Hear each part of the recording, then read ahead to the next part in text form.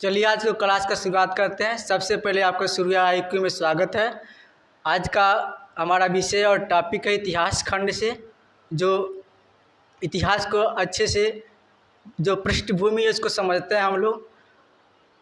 सबसे पहले इतिहास की हम बात करें तो जो हम लोग का पृष्ठभूमि है कि कब कैसे कहाँ से स्टार्ट होता है। जो बेसिक NCERT होता है, जो एक बेसिक NCERT जो बच्चों का है, जो न्यू कहा जाता है, वो हम लोग का और कंसेप्ट क्लियर करता है समझ, और ये चित्रों द्वारा डायग्राम द्वारा एक अच्छे से क्या करता है समझाने का प्रयास करता है NCERT का कोई तोड़ नहीं है। NCERT हमारे जो पूरे फैक्ट के तथ्य परिवर्तन है उसके तहत बदलावों को समझाता है, चित्रों द्वारा समझाता है। ये हम लोग को देखने को NCERT में ही मिलेगा।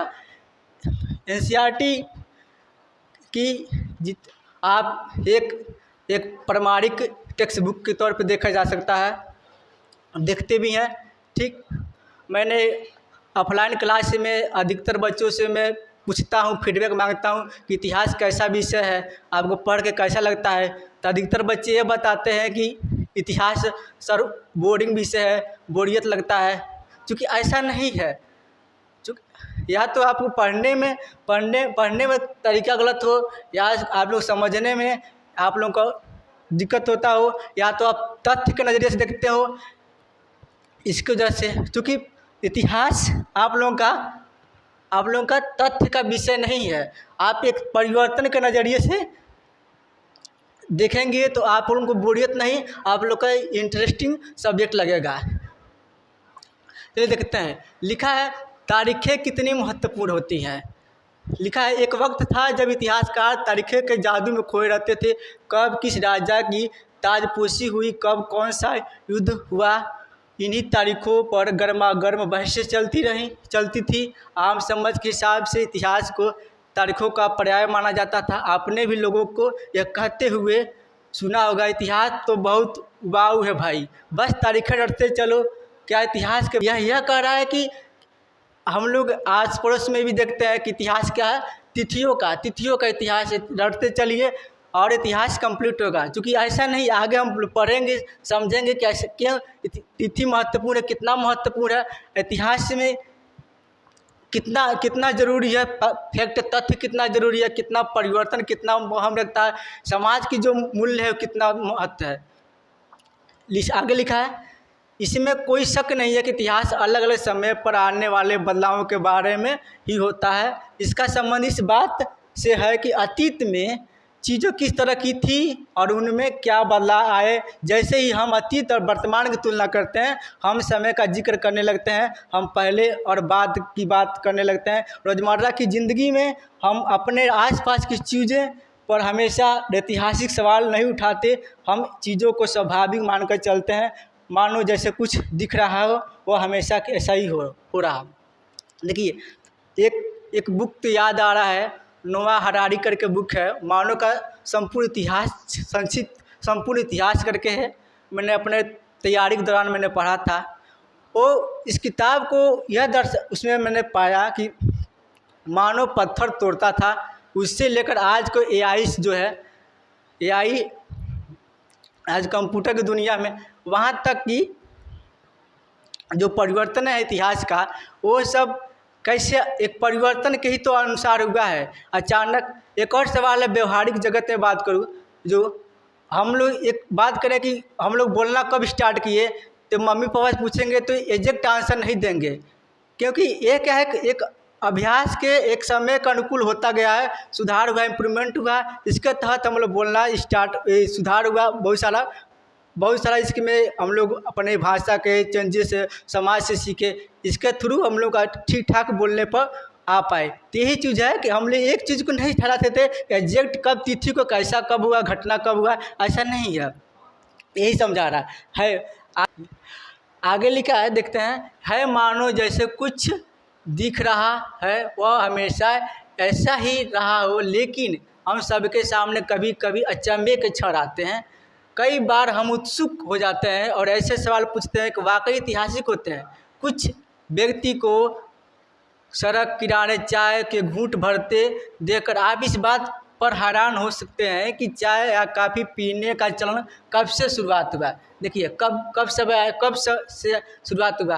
रेलगाड़ी की खिड़की से बाहर झांकते हुए जहन में यह सवाल उठ सकता है कि रेलवे का निर्माण कब से हुआ। रेलगाड़ी के आने से पहले दूर दूर तक की यात्रा किस तरह कर पाते थे। सुबह सुबह अखबार पढ़ते हुए आप यह जानने के लिए उत्सुक हो सकते हैं कि आप जिस ज़माने में अखबार नहीं छपते थे उस समय लोगों की चीज़ें की जानकारी कैसे मिलती थी। देखिए कब किस कैसे ये शब्द आ रहा है। तो क्या है, इतिहास ये इन चीज़ों से ही रूबरू होता है कि कैसे पहले के बाद में ये सब आप परिवर्तन के ही थ्रू आप एक संभव आया है, न कि अचानक एक दिन में ही संभव हो पाया। आगे देखते हैं। देखिए एक शब्द आया है आप लोगों का उपनिवेशवाद। यह होता है कि किसी राजनीतिक सामाजिक के अपने अनुसार नियमों कानूनों के तहत उसको शासन करना, उससे बोलते हैं उपनिवेशवाद। जैसे एक जो अंग्रेजी थे भारत में क्या थे, उपनिवेशवाद ही तो किया इन्होंने। अपने अनुसार शासन क्रियाकलाप के अनुसार नियम कानून के अनुसार अपने भारत जैसे देश में वो अपना क्रियाकलाप चालू किया, नियम अपना बनाया। यह है उपनिवेशवाद। ठीक, अपना एक देख रहा है।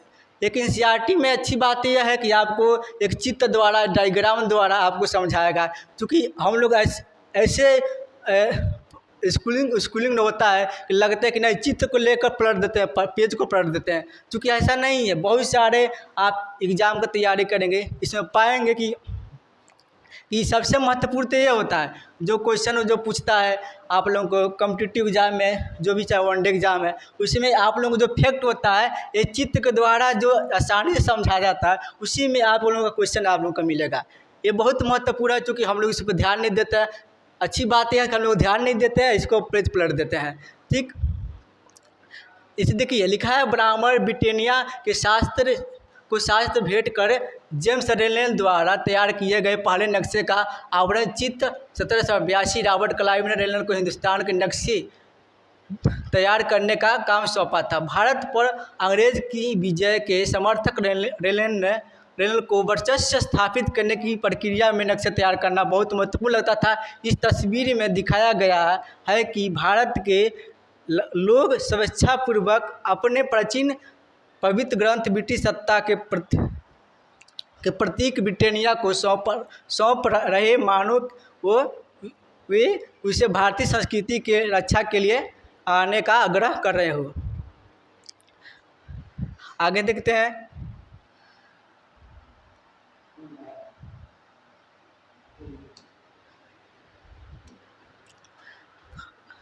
लिखा है ये सारे ऐतिहासिक सवाल हमें समय के बारे में सोचने के लिए प्रेरित करते हैं। जिसे मैंने पिछले पढ़ा हूँ पहले का लिखा है ये सारे इतिहास सवाल हमें समय के बारे में सोचने के लिए प्रेरित करते हैं। समय को हमेशा साल या महीनों के पैमाने पर ही नहीं देखा जा सकता। कई बार ऐसी प्रक्रियाओं के लिए तारीख तय करना वाकई गलत होता है, जो एक लंबे समय तक चलती रहती है। भारत में लोगों ने अचानक एक दिन सुबह सवेरे चाय पीना शुरू नहीं कर दिया था। इसका स्वाद धीरे धीरे ही उनकी ज़बान पर चढ़ा था। इस तरह की प्रक्रियाओं के लिए स्पष्ट तिथि नहीं हो सकती। ठीक, देखिए फिर से एग्जाम्पल आ गया है चाय पीने का।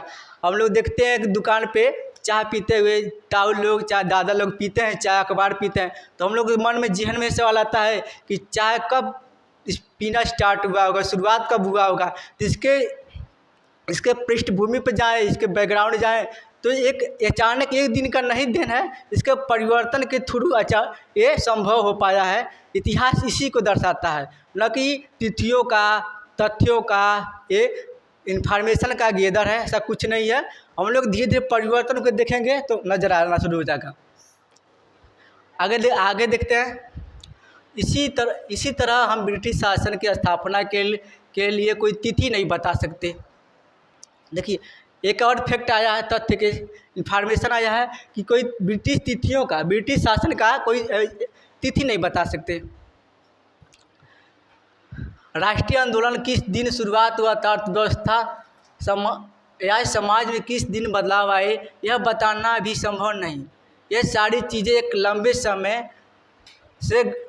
समय में घटती है। ऐसे में हम सिर्फ एक अवधि की बात कर सकते हैं, एक लगभग सही अवधि के बारे में बता सकते हैं। जब एक खास बदलाव दिखाई देने शुरू होंगे तो लोग इतिहास को तारीखों से जोड़कर क्यों देखते हैं। इस जुड़ाव की एक वजह है, एक समय था जब युद्ध और बड़ी बड़ी घटनाओं के ब्यौरों को ही इतिहास माना जाता था। यह इतिहास राजा महाराजाओं और उनकी नीतियों के बारे में होता था। इतिहासकार यह लिखते हैं कि कौन से साल राजा को ताज पहनाया गया, किस साल उसका विवाह हुआ, किस साल उसके घर में बच्चा पैदा हुआ, कौन सा साल उनसे कौन सी लड़ाई लड़ी, यह कब मारा, और उसके बाद कब कौन सा शासक गद्दी पर बैठा। इस तरह की घटनाओं का निश्चित तिथि बताई जा सकती है और इस तरह के इतिहासों से हम तिथियों का महत्व बना रहता है। जैसा कि पिछले 2 साल की इतिहास की किताबों में आपने देखा है कि अब इतिहासकार बहुत सारे दूसरे मुद्दों और दूसरे सवालों के बारे में लिखने लगे हैं। देखिए, तिथियों का महत्व मैं नहीं कहता इतिहास में नहीं है, तिथियों का महत्व बिल्कुल है, लेकिन आप इन चीज़ों के जैसे आप पढ़े हम लोग कि विवाह कब हुआ, कौन सा लड़ाई हुआ, बच्चा कब पैदा हुआ, कौन से डेट में लड़ाई हुआ, गद्दी कब बैठा, ठीक, कब मारा गया, इन चीज़ों से बस एग्जैक्ट तिथि तो हो सकता है, लेकिन समाज में क्या क्या परिवर्तन हुआ, कैसे कैसे बदलाव हुआ, और उनकी राजनीतिक बदलाव कैसे हुआ, ऐतिहासिक बदलाव कैसा, इन चीज़ों पहलुओं को हम छोड़ देते थे, इग्नोर करते थे। क्योंकि अब क्या है, धीरे धीरे समय के अनुसार इतिहास की समझ पैदा हुई और वो दूसरे मुद्दों पे भी लिखना शुरू करने लगे कि उस समय इनके शासनकाल में उस समय में क्या प्रशासनिक बदलाव क्या था, राजनीतिक सामाजिक क्या था बदलाव क्या हुआ था, भौगोलिक बदलाव क्या क्या हुआ था, इन चीज़ों को भी लिखना स्टार्ट शुरू कर दिया इन्होंने।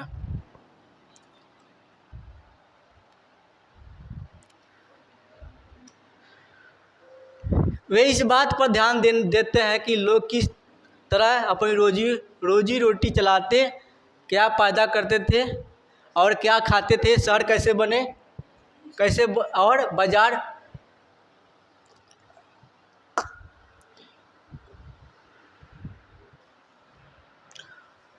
आगे देखते हैं। वे इस बात पर ध्यान देते हैं कि लोग किस तरह अपनी रोजी रोटी चलाते थे,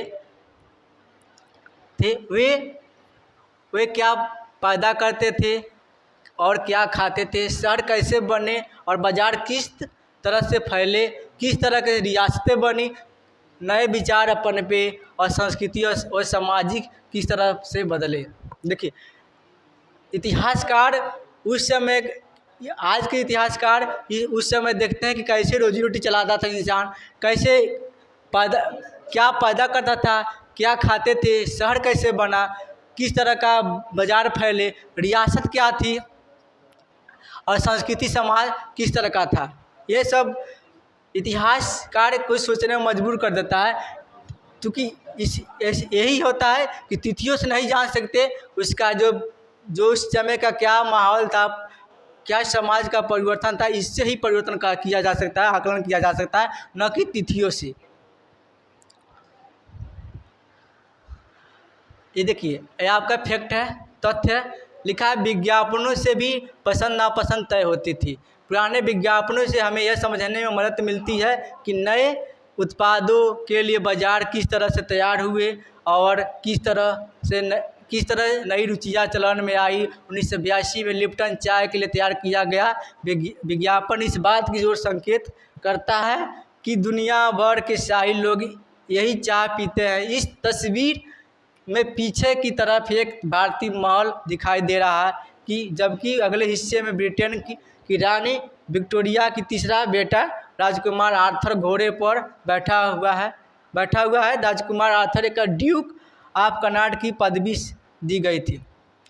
देखिए एग्जाम में पूछता है, कॉम्पिटिटिव एग्जाम में आप लोगों का, ठीक।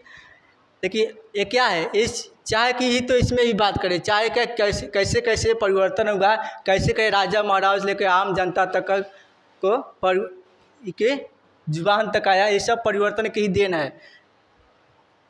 तिथियों का भी योगदान है, लेकिन ज़्यादातर परिवर्तन के देन है।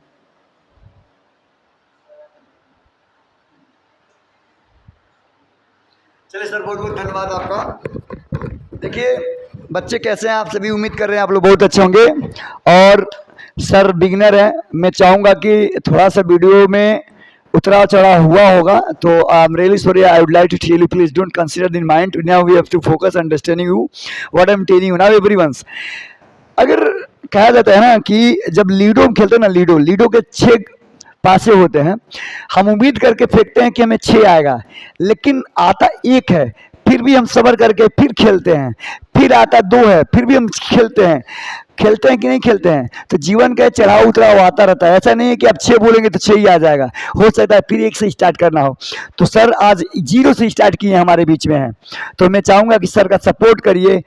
इनको, ये बिगनर हैं और सूर्या एकेडमी ये वादा करता है कि ऐसे टीचर इस क्षेत्र में कहीं हो, उनको लग रहा है कि यूट्यूब पे पढ़ाना है और वो बिगनर हैं, उनका कोई साथ नहीं दे रहा, तो सूर्या एकेडमी में आइए, सूर्या एकेडमी आपके साथ है। तो प्लीज़ सर का सपोर्ट करिए।